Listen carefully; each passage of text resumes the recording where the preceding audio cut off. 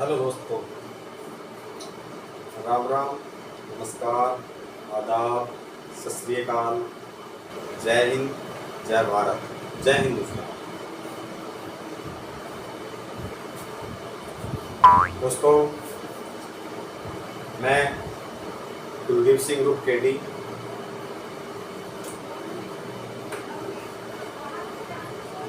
आज फिर आपके रूबरू हुआ हूँ। बिजली फिटिंग के रिलेटेड में आपको मैं आज कुछ बताना चाहूँगा और कुछ समझाना चाहूँगा। तो आप लोग मेरा वीडियो को थोड़ा ध्यान से देखना और समझना। कभी कभी क्या होता है दोस्तों कि ना हम बिजली वाले इलेक्ट्रीशियन को बुलाते हैं। हमारे घर में अगर कोई फॉल्ट हो जाता है ना, तो हम इलेक्ट्रीशियन के लिए हमारे मन में एक ख्याल आएगा कि हम इलेक्ट्रीशियन को बुलाएं और इसको ठीक कर लें, वो इसको अच्छे से ठीक कर जाएगा। लेकिन कभी क्या होता है, इलेक्ट्रीशियन के ना नखरे बहुत हो जाते हैं। बोलता है मेरे पास टाइम नहीं है, 2 घंटे बाद आऊँगा, 4 घंटे बाद आऊँगा, सर आज तो मैं नहीं आ पाया, मैम आज तो मैं नहीं आ पाया, कल कर दूँगा, आप किसी और को बुला लीजिएगा, मेरे पास टाइम नहीं है। तो कुछ ऐसे बहाने बनाते हैं इलेक्ट्रीशियन। तो उसी मामले में मैं आपको कुछ समझाना चाहता हूँ। अगर आप लोगों ऐसा सही से अगर समझोगे या सही से देखोगे तो शायद आप लोगों को समझ में जाए कि हमारी सप्लाई कहाँ से कहाँ तक कैसे जाती है और उस सप्लाई में कहाँ पे हमें फॉल्ट मिलेगा। तो आज मैं आपको है ना पंखे की वायरिंग करनी दिखाऊंगा, उससे आप सीख जाएंगे। अभी पंखे की वायरिंग और लाइटिंग की वायरिंग कैसे होती है। जैसे कि हमारे पास ये हमारे एक रूम है,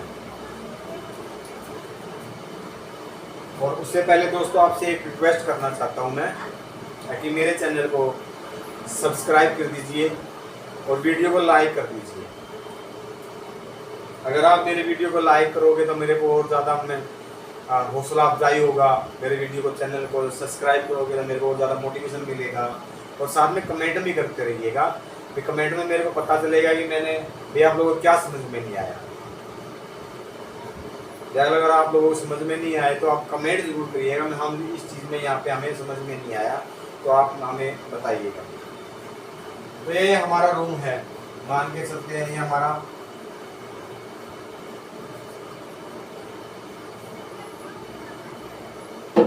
ये रूम है, हमारा पूरा हमारा रूम है। और हम इस रूम के अंदर हमारा ये बोर्ड आ गया।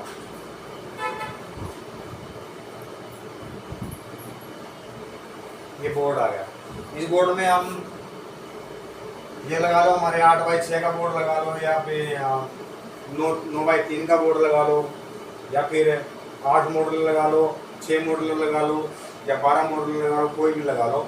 तो ये हमारे एक मेन बोर्ड लगा लेते हैं, हम हमारे रूम का एक मेन बोर्ड लगा लेते हैं। तो इसमें हमारे ये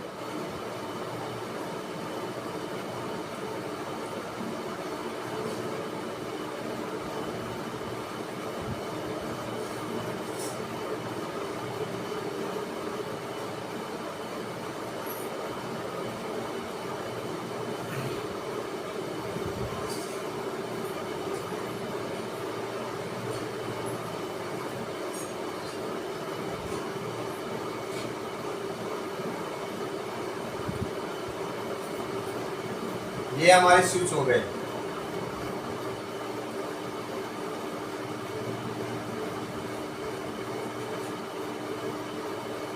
ये हमारे स्विच हो गए। और गाइस ये हमारा रेगुलेटर हो गया। रेगुलेटर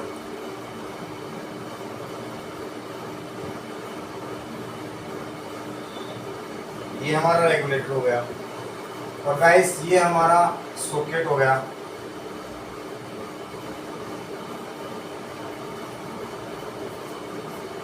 ये हमारे बोर्ड ये हो गए।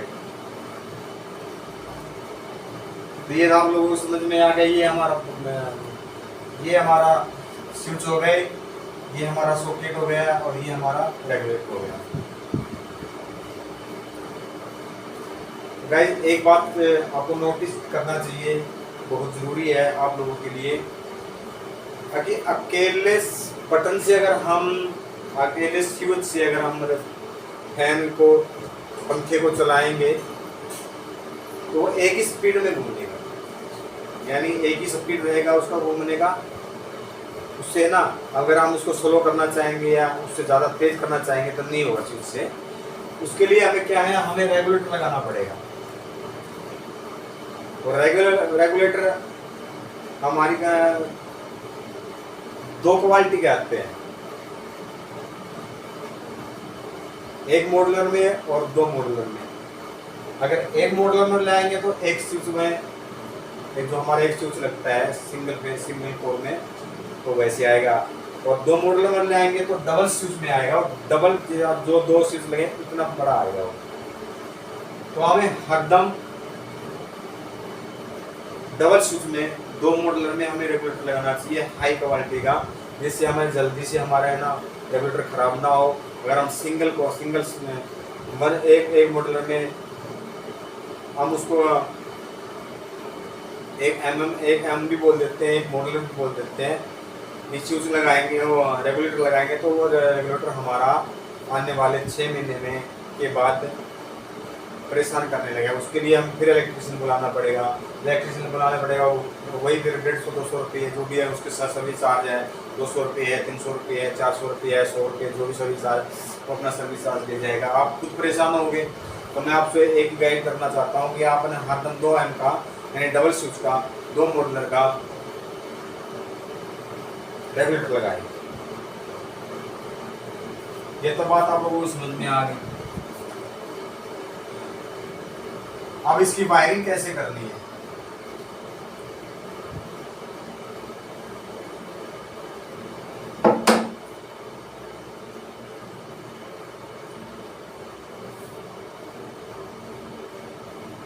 अब इसकी हम वायरिंग कैसे करती है। हमारा पंखा ये है, यहाँ पे फैन बॉक्स,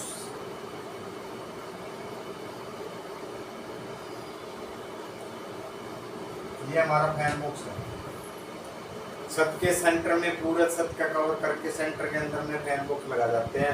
फैन बॉक्स हमारे फैन बॉक्स अगर लंबा वो है हमारा रूम, जैसे हॉल हो गया, लॉबी हो गई, तो लॉबी के अंदर 3 फैन बॉक्स लगते हैं, कोई 2 लगा देता है, जिसको जरूरत है जितना हमें भी हमें जरूरत के हिसाब से हमें एक पंखा चाहिए। अगर हमें अब थोड़ा सा डिजाइन में चाहिए तो 2 पंखे, ज़्यादा वो है भी हमें ज़्यादा हवा चाहिए 2 पंखे की लोड है, जरूरत है तो 2 पंखे लगाएंगे। बीच में जगह बची तो वहाँ पे हम झुम्बर का ऑप्शन लेके चलते हैं बीच के सेंटर में। तो हम जो सेंटर में लगाएंगे फैन बॉक्स, जो भी हम छत में फैन बॉक्स लगाते हैं, हमारी है ना सभी तारें यहाँ पे इकट्ठी हो जाती हैं इस फैन बॉक्स में। और इसी फैन बॉक्स में हमें पंखा हम लगाएंगे। इसी फैन बॉक्स में हमें यहाँ पे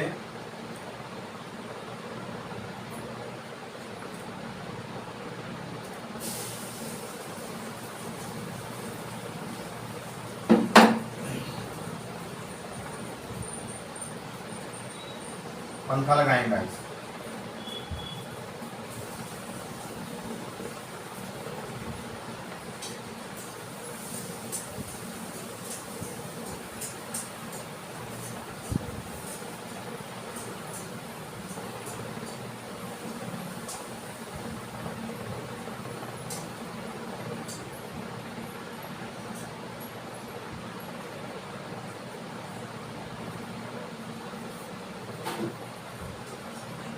ड्राइंग थोड़ा सा टेढ़ा हो सकता है, लेकिन समझाने का थोड़ा तरीका हमारा वही रहेगा। मैं इतना वो नहीं, हाँ मैं थोड़ा अनपढ़ हूँ, वैसे थोड़ा इलेक्ट्रिशियन हूँ, थोड़ा बहुत हमें ड्राइंग नहीं बनाना आता है, फिर भी मैं उसको थोड़ा सा बेस्ट लेने की कोशिश करूँगा कि आपको बेस्ट मिले।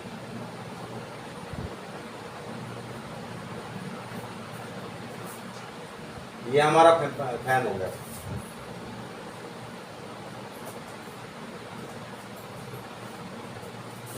फैन बॉक्स में हमें अपना पंखा लगाना है। पंखे के अंदर हुक होते हैं, उन हुकों में हमें ये पंखा लगाना है। और इस फैन बॉक्स में हमें ना एक कनेक्टर लगाना पड़ेगा।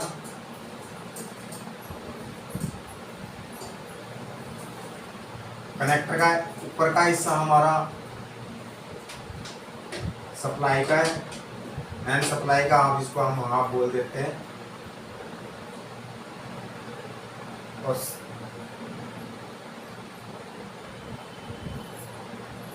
नीचे वाला पंखे का है, और ये साइड वाले दूसरी साइड वाले ये न्यूट्रल है। नीचे वाले भी पंखे की न्यूट्रल है।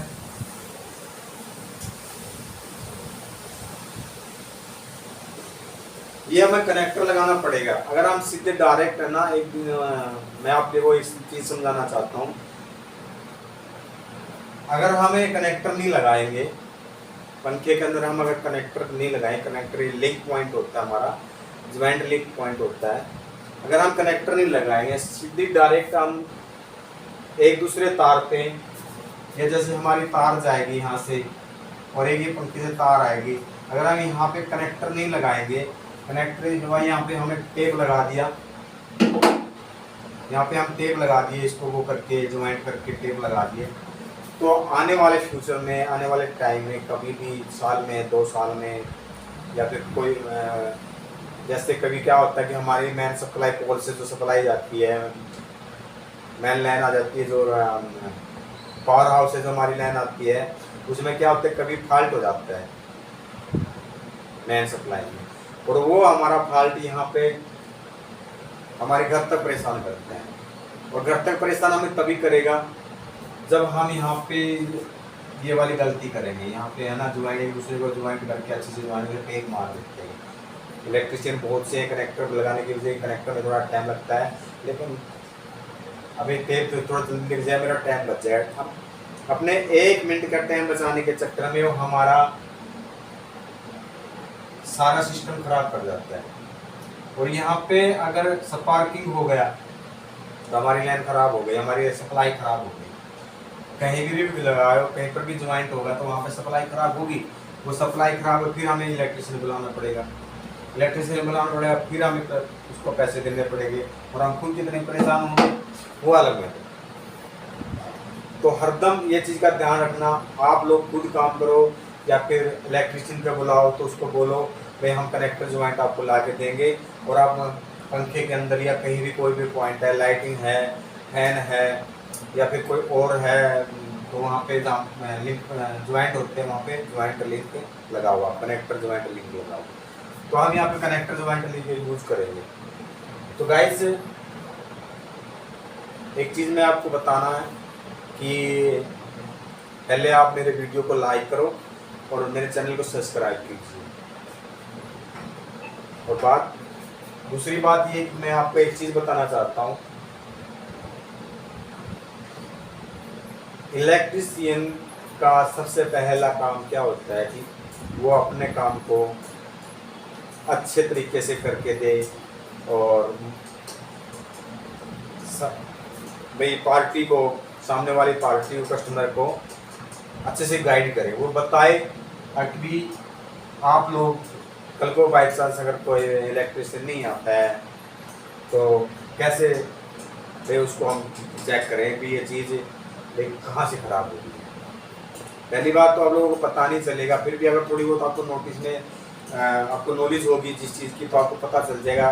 तो आप खुद कोशिश ना करके, अगर आपको पूरी परफेक्ट आपको पता है कि भी यहाँ पे हमारा है ना भाई फॉल्ट हुआ है, तो आप 70% कोशिश कर सकते हो। अगर ज़्यादा पॉइंट, ज़्यादा फॉल्ट है, आपसे नहीं हो रहा, तो आप ना कभी ज़बरदस्ती मत करना उस चीज़ के लिए, आप उसके लिए इलेक्ट्रिशियन को बुलाना ही बुलाना। अगर आप परफेक्ट हो इलेक्ट्रिकल के मामले में तो आप उसको कर सकते हो। अगर आपको नॉलेज नहीं है इस चीज़ के तो आप कभी भी उसके पास में मत जाना, वो बहुत ही डेंजर चीज़ होती है। दैट कभी किसी की नहीं हुई है और आपको बहुत बड़ा झटका लग सकता है, और झटका लगता है उससे आप खुद भी परेशान होंगे, आपके घर वाले परेशान, परिवार वाले परेशान होंगे। मैं सिर्फ आपको इसलिए पर्पस दे रहा हूँ ये करने का, ताकि कल को बाई चांस आपको पता चल जाएगी आपको भी कहाँ पे फॉल्ट है, और इलेक्ट्रिशियन भी आप थोड़ा बहुत कर सकते हो, और इलेक्ट्रिशियन को भी बता सकते हो कि सामने वाला भाई यहाँ पे हमारी ये फॉल्ट है, इसको ठीक कर दीजिएगा। वो टाइम नहीं लगाएगा, वो जल्दी ठीक कर देगा वो। ठीक है, अब मैं आपको बताता हूँ इसकी वायरिंग कैसे। हमारे रेगुलेटर में 2 तारें होती हैं, 2 तार इधर हो गई, 2 तार यहाँ हो गई। हम पंखे से तार उठाएंगे यहाँ से, तो एक ज्वाइंट हमने यहाँ कर दिया और एक हमने यहाँ कर दिया।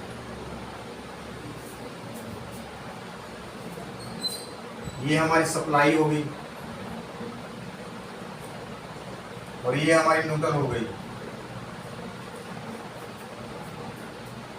पंखे से हम एक सप्लाई की तार उठाएंगे और एक हम न्यूट्रल की तार उठाएंगे। ऐसे ही यहाँ पे हमने कनेक्टर में ज्वाइंट कर दिया, एक हमने न्यूट्रल का कर दिया और एक हमने सप्लाई का कर दिया, जिसके हम वैसे तो इलेक्ट्रिशियन की भाषा में आप उसको हाफ बोला जाता है। अभी ये हाफ है, भाई सिंगल फेस में ये हाफ है। अब यहाँ से हम एक तार सप्लाई की तार उठाएंगे और यहाँ ले आएंगे, हम उसको बोर्ड तक ले आएंगे।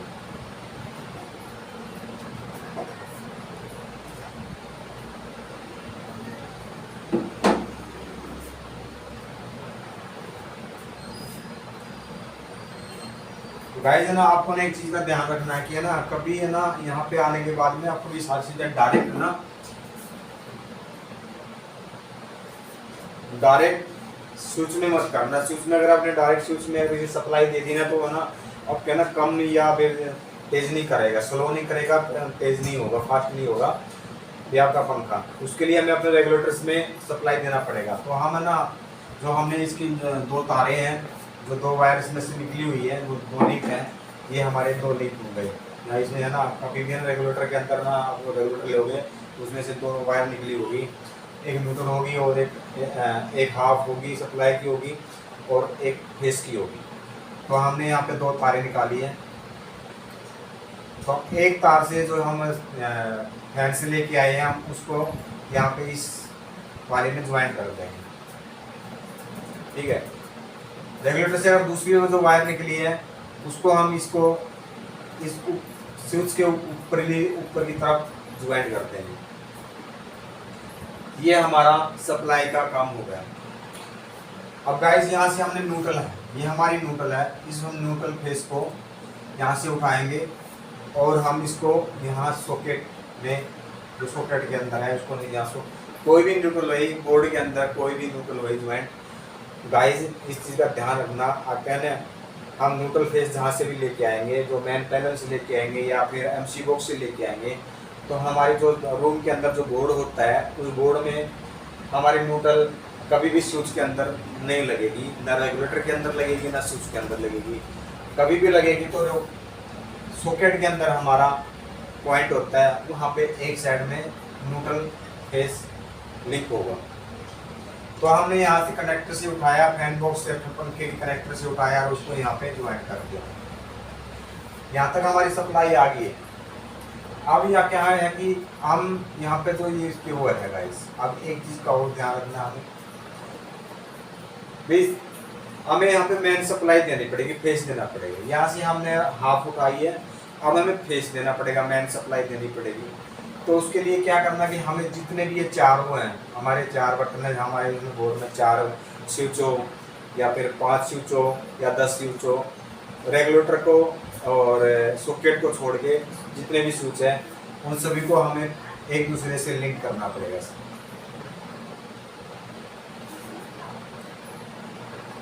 लिंक करना पड़ेगा। यहाँ पे हमारी मेन सप्लाई आ जाएगी, जहाँ से भी हमारी मेन सप्लाई आएगी वहाँ से, और ये हमारी न्यूट्रल पे सप्लाई आ जाएगी, जहाँ से भी एमसी बॉक्स से जहाँ भी लगा है वहाँ से हमारी ये न्यूट्रल सप्लाई आ जाएगी। ये हमारे भी लाइन चालू हो गया, हमारा पंखा चालू हो गया गाइस। तो गाइस समझाने में अगर कोई थोड़ी बहुत गलती हुई है तो मैं हाथ जोड़ के आप लोगों से माफ़ी मांगता हूँ। शायद मैं आप लोगों को सही से नहीं समझा पाया, फिर भी मैं अपने आप को अच्छे से मैं समझाया हूँ आप लोगों को। अगर फिर भी आप लोगों को समझ में नहीं आए तो कमेंट करके बताइए, ताकि हम लोगों को ये चीज़ यहाँ समझ में नहीं आई है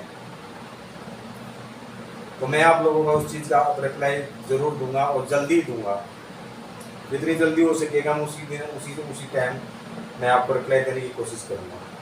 और मेरे चैनल को सब्सक्राइब कीजिए और मेरी वीडियो को लाइक कीजिएगा। मैं हाथ जोड़ आपका सभी का मिला रहा हूँ, आप लोगों का धन्यवाद। अब हाथ जोड़ आप सभी को आपका मेरे वीडियो देखने के लिए धन्यवाद करता हूँ और राम राम करता हूँ, नमस्कार करता हूँ, आदाब करता हूँ, सत श्री अकाल करता हूँ और जय हिंद, जय भारत, जय हिंदुस्तान।